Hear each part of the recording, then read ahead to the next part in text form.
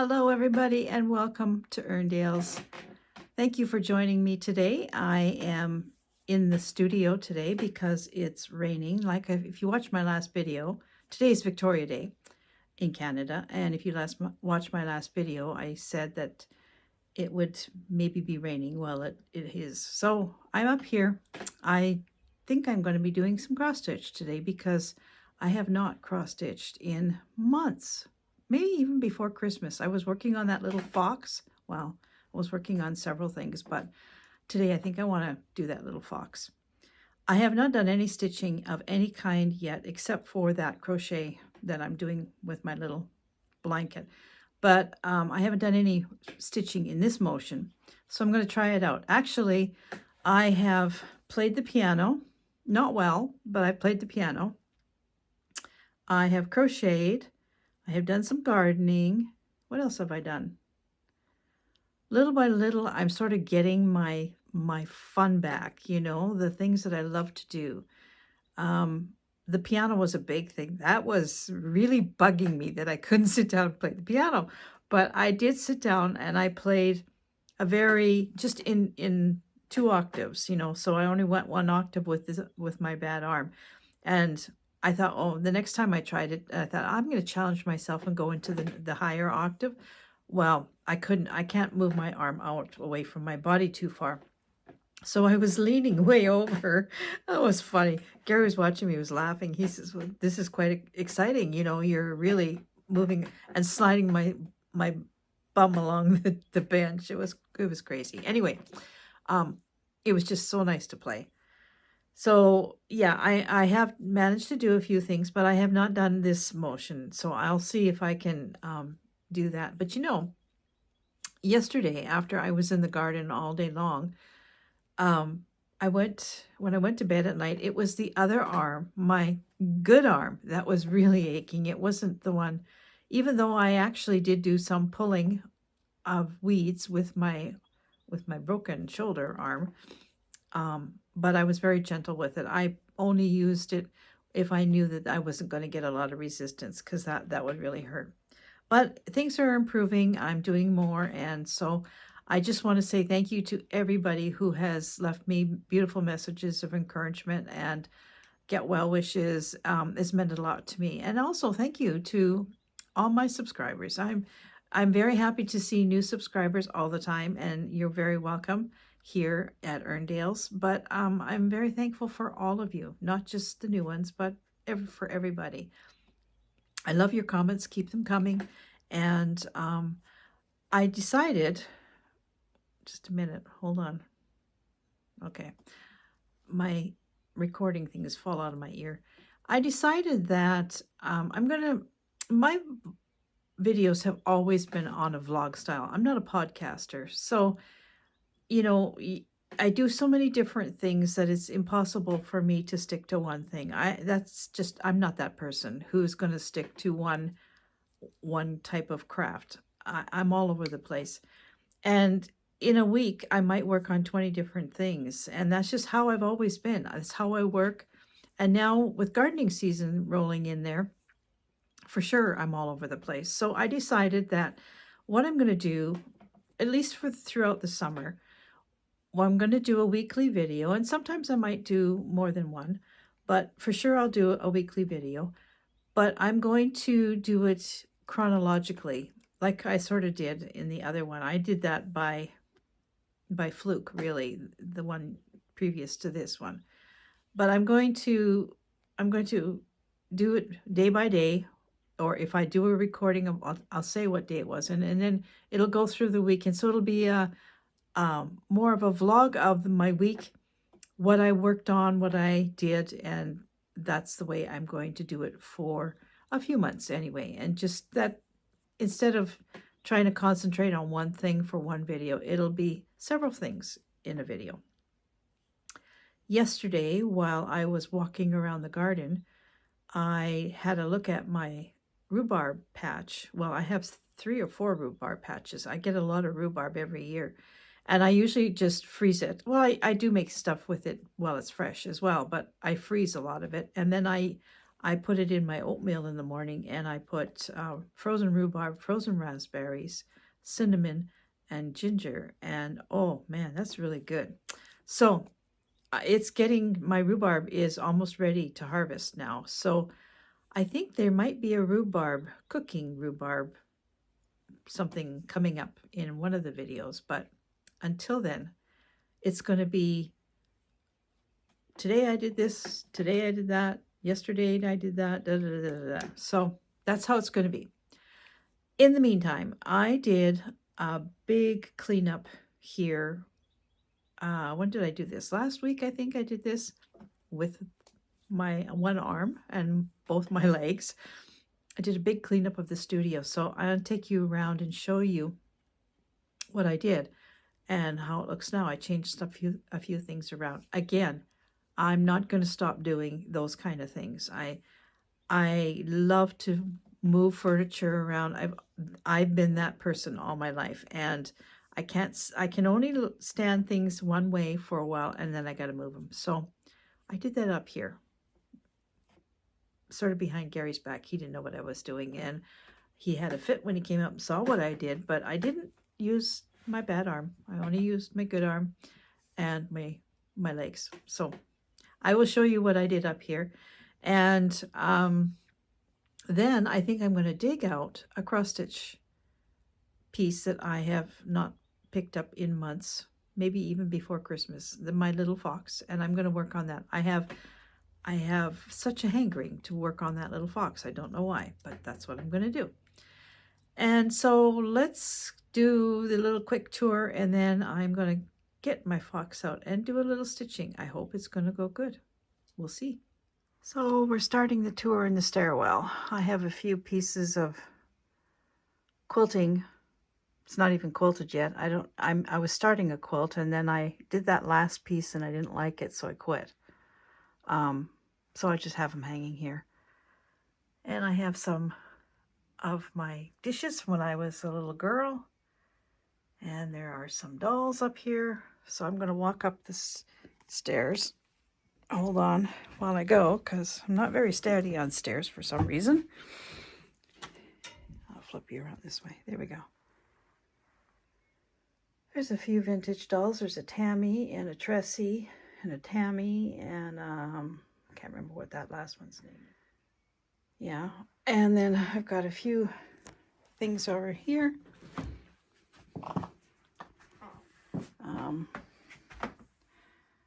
Little things. This is a jewelry case made out of an emu egg that my aunt made. And up here, right at the top stairs, I put my little bureau, and I've got fabric in the top two drawers and quilting fabric up there, and I think yarn, probably acrylic yarn in the bottom. And then there's the studio. So I moved my chair over here. It used to be over there. I moved it over here. And I bought myself another little light so that I could sit and actually do something while I'm in my chair, because I used to sit over there. I had that light. And then over here is my work table. One of my work tables. This is my stitching table. And I've got it all ready to do some stitching. Got my lights. And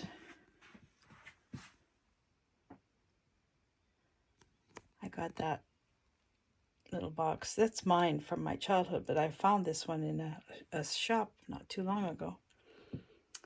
And I dyed some string, some thread, and it didn't turn out so great. It was really, really bright. It still is quite bright, but it's not as bad as it was. And I have a new project there that I'll show you later. And here's Betty.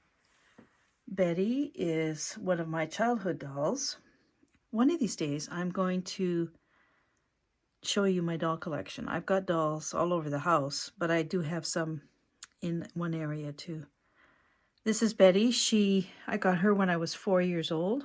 I was in the hospital, had my tonsils out, and I got sort of a croup after that, and they put me into they turned my crib. I was in a crib because it was, 1959 or 58.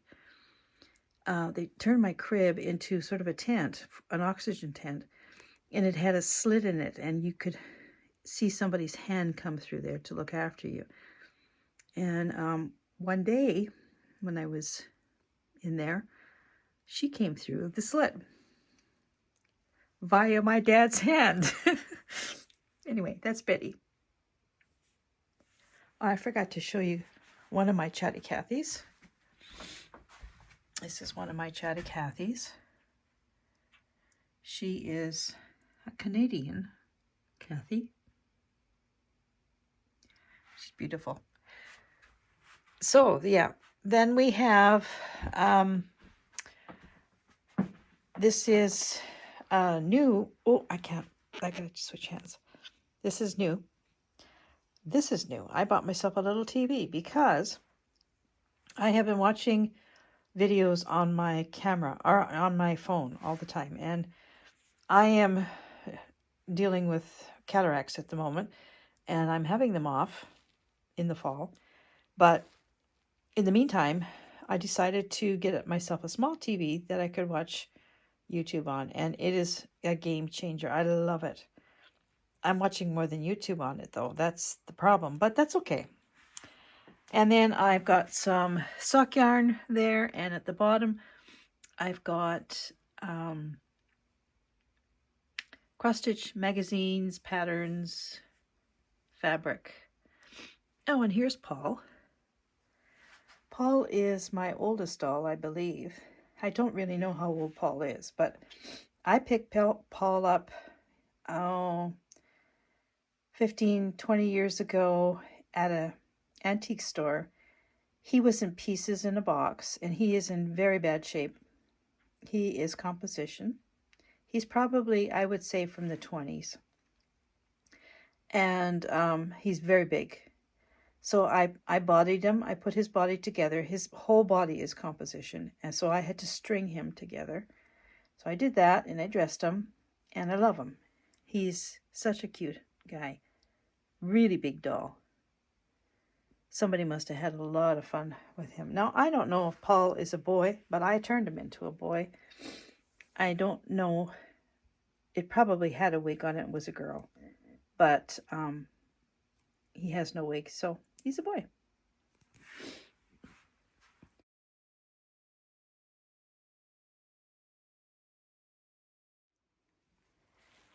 So there's my chair. There's my desk, which is a real mess. It's one area I avoid like the plague. This is my oldest childhood doll. Why are you falling out of your chair, Susie? This is Susie. I got her for Christmas when I was 3 months old. Of course, she wasn't dressed in this. I dressed her in this little, made her this little dress. Yeah, my brother gave her to me for Christmas. There's Molly.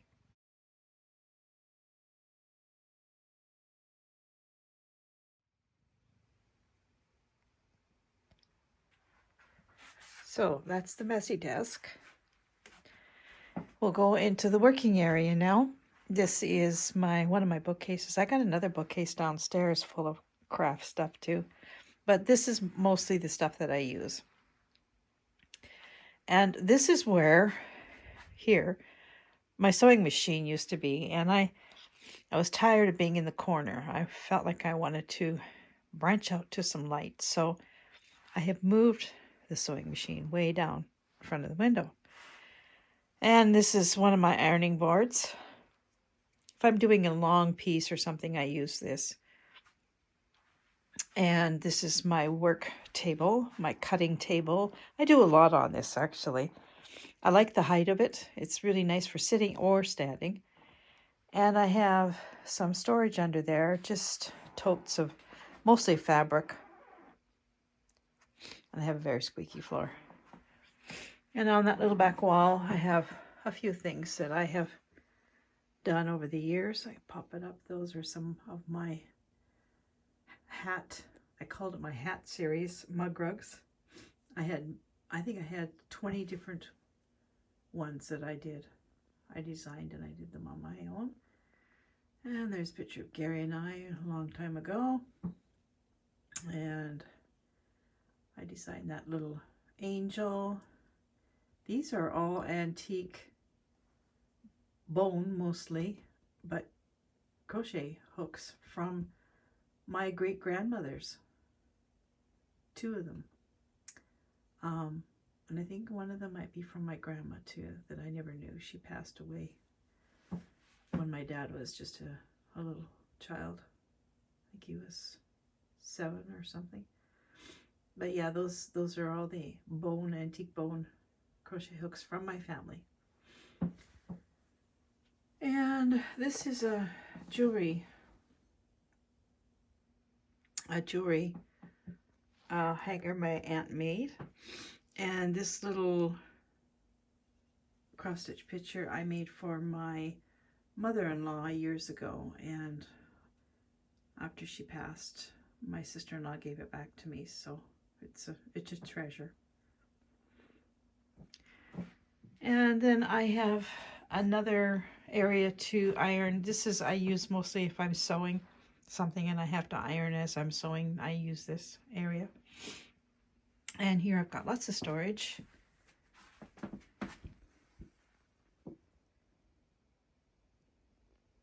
And more storage. Oops, I'll pop you out. There's more storage. All kinds of stuff. I'm not going to open drawers. And dolls, some more dolls. This little one here, I love her. I just think her face is so beautiful. She is a 1940s rubber doll. She's a very big doll, as you can see. I got her, I had bought several lots of dolls and doll clothes from a collector in Winnipeg who had the Manitoba Doll Museum. She was the owner and curator of that. She had gorgeous dolls, but I bought several lots of boxes of hers that she had in storage, and this doll was in there. And she's a beautiful shape. She's got gorgeous hair. I just love her. So I made her outfit, her little dress, and I made her a kerchief style. I knit this kerchief style hat and her little sweater. And she sits here with me. I just think she's wonderful. And the one behind her, that's Linda. Linda was given to me by my Aunt Margaret when I was about 7. And she is a fashion type doll. She's got breasts and high heels. She's very early. I think she's probably 50s or so. She's also rubber face, but vinyl body. This one is rubber all the way through. Anyway, I dressed her too. I knit her little tam and her jacket and her skirt. And I even crocheted her little shoes. They are supposed to be high heel. I didn't have a pattern. I just did them on my own. And she does have a purse. I don't know. She's carrying her purse. Oh yeah, she's got a purse. I crocheted her little purse too. So there's 2 more girls. This little one down here, my aunt made this for me. I was in a clown phase in the 70s. Clowns were very popular in the 70s. Oh, she got a bunch of thread on her. Yeah, so she made this one for me. She fired the face. She painted it. Look at the painting on there. Isn't it wonderful? And she made the outfit as well. So that's that area. And I've got my sewing machine here now, so I can sew and have some sun when the sun wants to shine, although we haven't had much sunshine this spring. And then I've got another storage area here where this is all paper things for, mostly for journaling, journal making and stuff like that. Oh yeah, I forgot this. I got some project bags full of projects. There's a lot of projects. This is all knitting projects. And then in the nook, I've put my little electric piano. So it's nice to sit up here and play. I don't bother anybody. I can really crank it up. I've got some good speakers on there, and I can crank this up and just make a blast up here and not bother anybody. And then over here, I took down the top of my little greenhouse that I start my plants in, my first little greenhouse that I ever had, and took the cover off and the top off. And I've, for the summer and for the winter, I'm going to just use it for storage. So I have, there's a bunch of projects that I've started on here on the first two things, and then there's storage on the bottom. So I'm quite happy with this new arrangement. It flows really nicely. And of course, these two pieces are still hanging here. Molly is, I probably could start working on Molly. I think my arm is okay for something like that. It's not a bad thing to set aside a project like this. You get a different, I've been looking at it now again, and I see a few things that I want to change. So, but it's still looking good. I'm still pretty happy with it. There are some things that are going to change a bit, but what I really like is what I've been doing here with making it look like fur, because it's worked out really well. And I'll just take you up closer. It's just tiny little pieces of fabric on there, and I like that. So I'm going to do a little bit more of that. But yeah, it's not too bad. This is I haven't sealed up the bottom, and then I was going to just do running stitches through all the join areas, and then it can hang. I've got the pole, and I've got the where did I put them? I don't know where I put them. I've got the little things to hang it up with now, so I can hang it. The problem with this piece is not so much that I have a lot to do on it, but where I wanted to hang it, I want that wall painted before I put it on, and of course I was going to do that myself, but I can't. I can't lift my arm up any higher than my chin. Well, even that's I'm talking about having my hand on my chin, not my arm. So I can't really lift my arm up, so I can't do any painting. So I think I might just, for now, hang it in my bedroom, and it might look really good in there. Anyway, and we're back to here. Now, there's a pile right there. That's all stitching projects that I have started, and in there is my little fox that I want to work on today, cross stitch. So I'm going to dig that little fox out, and that's what I'm going to do. I'm going to work on my little cross stitch fox. Maybe I'll get him finished. I don't have a whole lot to do. I'm almost done.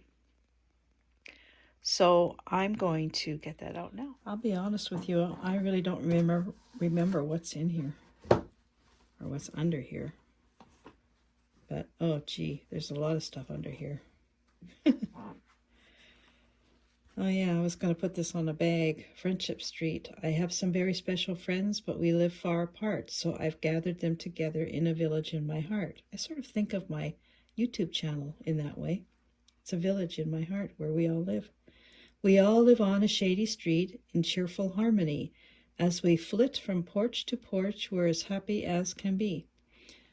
But there's a house missing on here, so I've got to put a house on here, and then, well, I think I started one. And then I'm going to put this on a bag, maybe a project bag.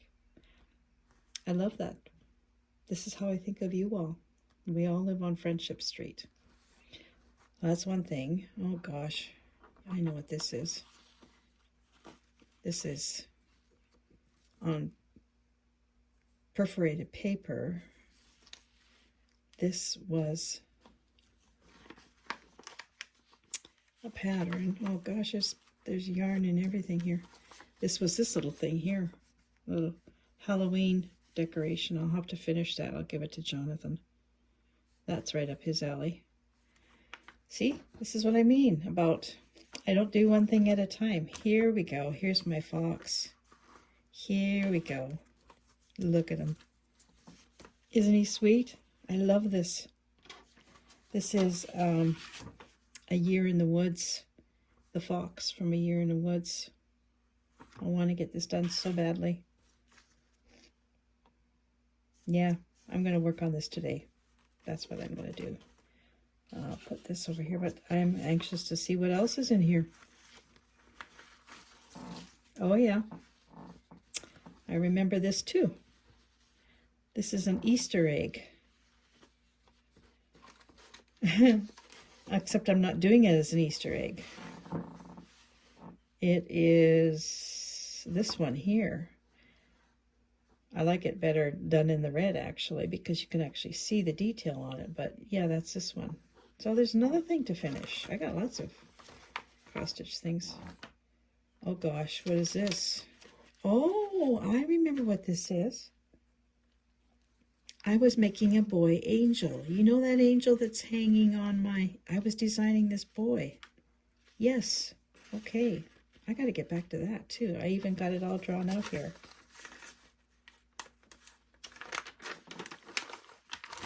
Some kind of bag. I got it drawn out here. There's a little angel. I'll show it to you in a minute. There's a little angel that I made. It's a Christmas angel. She hangs with long legs, and I wanted to make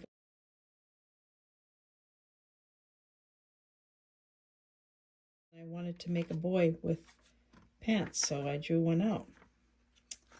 Oh my gosh.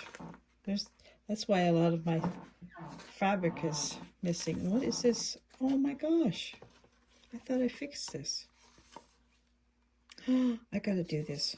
I made this for Gary, for his office, because he's a pastor, and I made this for him, but the little hanger thing broke, so I gotta fix it. Oh my gosh, I gotta do that. And this, oh, do you remember when I did this? Yeah, well, it's not framed. Do you know how hard it is to find a square frame? It's impossible. But I did find one, but I don't like it. I don't like the color. I'm gonna take this glass away here. I'll show you. Excuse my hand. I just don't think that color goes with it, but it's wood.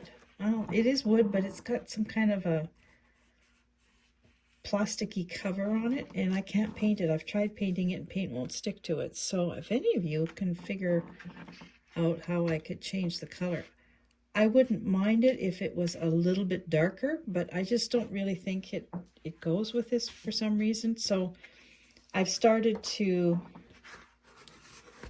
attach it to this board, but I haven't finished because I don't really like the frame. But I need to get this up because I do love this. This is going in my bedroom, I think. I don't know. Okay, so that was what was underneath all of this. I'm going to put everything back except this. This I'm going to fix. And these other things I'm going to put back. I'll put this downside like that. These other things I'll put back. Easter's passed, so we don't have to worry about that. Friendship Street. I love that, and I will make the house. And excuse the squeaky floor. It drives me crazy, but I can't do anything about it. That I'll put back.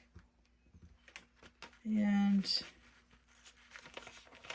wasn't there something else? Yes.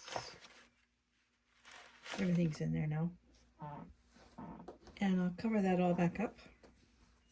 And I'll put it away because I have my fox I'm leaving out, and I'm going to work on my little fox. Well, see? There's proof. I can't stick to one thing. So I'm going to take this little fella over to my stitching table, and hopefully I'll be able to work on it there. That table is high, and it might be a little bit high for my arm, but I'll try it there first. If not, I'll bring it back here, and this one is much lower, and I'll work on it here. I'll probably end up here, but I would rather have it over there because all my stuff is there. So we'll see how we go. Well, this is definitely pulling the arm a little bit, which I don't know if it's a good thing. I think some shoulder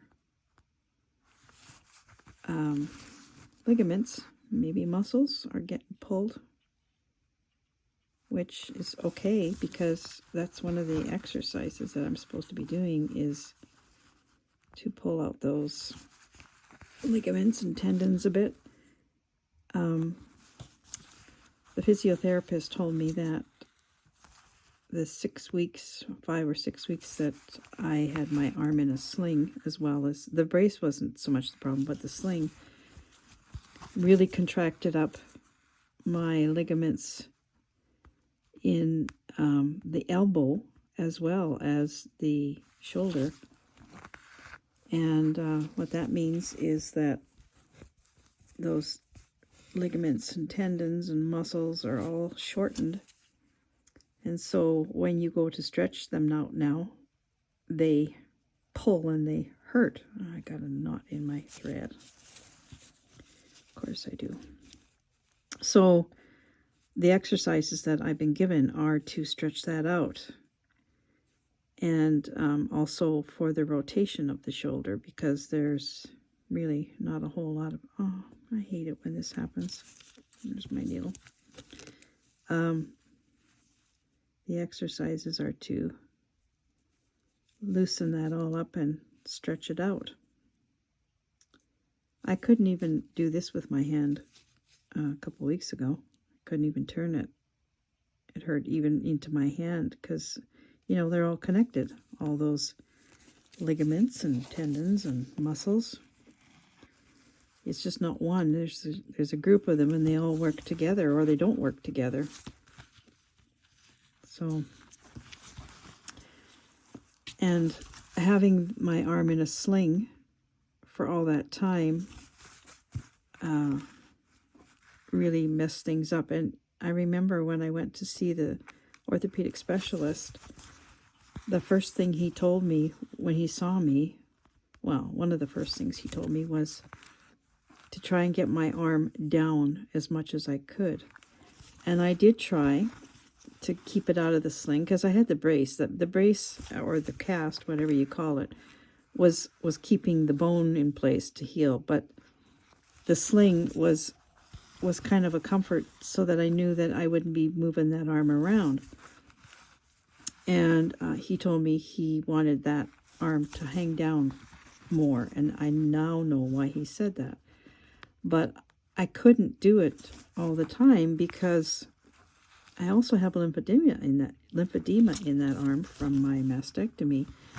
And my lymphedema really ramps up if I leave my arm down for an extended period of time without bringing it up. So I was kind of toggling between two conditions, and one was working against the other, I think. So I had my arm in the sling for probably too long during the day, and these muscles and tendons and ligaments all contracted up, and now I'm having to try and stretch them out, and it's quite painful. But having said that, this table is a little bit higher than probably I would normally use. Like, it's a lot higher than my other work table. And right now, while I'm doing this, my arm is pulled away because I have to have it up on the table.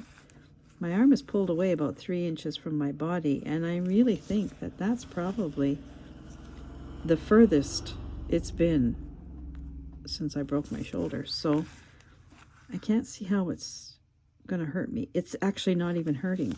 It's just the movement of the arm every once in a while just sort of pings a little bit. It gives me a little jolt, but it's not painful. So I will continue to do this. I've been really lucky, once again, to have fantastic physicians working with me. The fellow that I saw, the orthopedic specialist, is actually from Poland. He has a very thick Polish accent. Very charming man. He apparently was a physician, an orthopedic an orthopedic specialist in Poland of very high regard. And when he came here to Manitoba, he was not allowed to practice medicine due to something. Don't know what it was. I never heard what it was. But I instantly had empathy for this man because I had a situation years ago, well, 40 years ago actually, because Gary and I will be married 40 years this October. I had a situation that was similar to what he went through, and so I really felt an empathy for him. So I'll tell you about my situation while I'm stitching away here. Hope I'm in shot. I think I am. I was a registered nurse here in Manitoba. I took all my training here. I grew up here. I was born here. And I worked here as a registered nurse. And when I married Gary, he was from Chicago. And we decided when we were going to get married that I would immigrate to the States and we would live in Chicago. So I moved down there, and I never thought that we would be coming back to Canada. I thought that's where we were going to live forever and ever and ever. And so I let my nursing license go. I didn't renew it, and I didn't go inactive. There is, at the time, I don't know about now, but at the time you could go inactive, and you just had to pay a certain amount of money for your license, fees. But you could only stay inactive, I think, for 3 years, and then you would have to work in Manitoba as a registered nurse again for a certain amount of time, and then you could go inactive. I think that's how it was. But anyway, I didn't think I was ever coming back, so I didn't bother. I just let it go. Well, 2 years down the line, after we were married, Gary was laid off from his position. He was working at Swift and Company, and they were bought out, so he lost his job. And at the time, that was in the 80s, working conditions weren't so good for anybody, really. The jobs were really hard to find. He couldn't find another job, so we decided to move to Canada. And when we got back here, I went to reinstate my license, and I was told that I would have to take an English test first, and then secondly, I would have to take an English course. And I lost it. I could not believe that I would be included in something like that when I had taken I had been born here and gone to school here. I had taken my training here, and I had worked here. And so I refused to do it. On principle, I just thought it was very unfair when I had already been licensed with this organization here in Canada. I had held a license, and they still were not going to allow me to get it back. I understand the reason why they were doing this to some people who were immigrating here from other countries and had very poor English. I totally got that. But I had held a license here with this group and with the registering group, and I let my license go. I just wouldn't do it. And I regret it in some ways, and in other ways I don't regret it, because it led me down a different path in the medical field, and it was just fine. But I did work as a nurse for an obstetric gynecologist, and I did do some of I used my nursing skills with him. I wasn't registered, so I wasn't able to make the wage I should have been making, but I was content. We got along really well, and I had a fantastic doctor that I worked with, and life was good. And then I decided, mostly because where I was working was a clinic, and it was a large clinic, and they didn't have medical. And Jonathan was born, and he was sickly at first, and it was very costly. And I decided that I needed to have a little bit more medical coverage. So I got a job at the hospital as a medical billing clerk. And I did that for a long time. I took some extra courses, and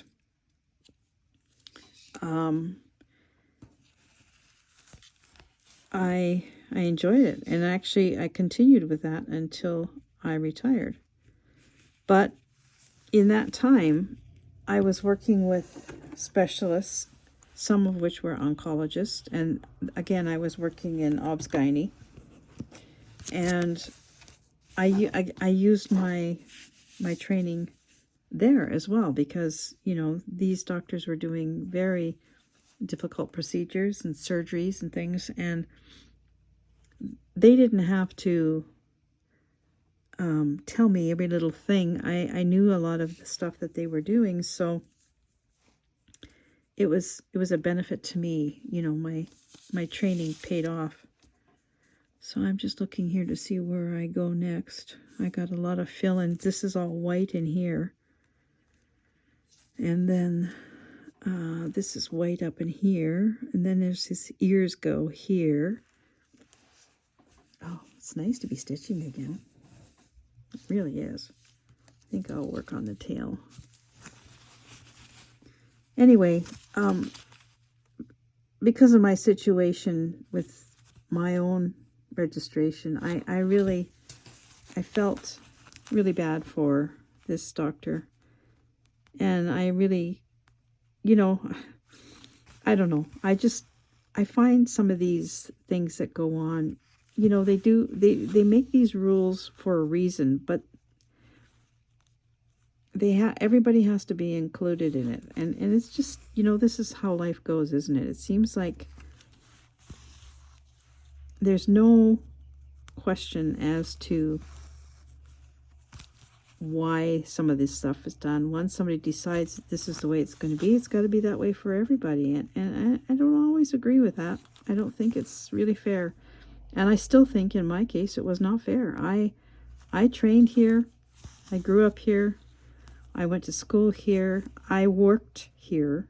And I think that was the thing that bothered me the most. I had a license previously with this group, and they were the Registrar of Manitoba. I had a license with them, and I worked for years as an RN for them.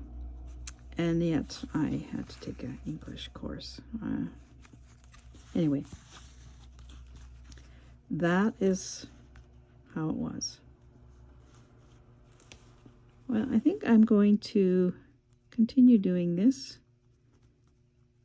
but I'm going to shut the camera off now because I'm having to hold this quite a ways away and I can't see so good. So I will say thank you for joining me, and maybe I'll take a screenshot of how far I get with this little guy today. and put it on the end of this video. How would that be? Anyway, thank you for coming along with me, and I will see you again really soon. Bye for now.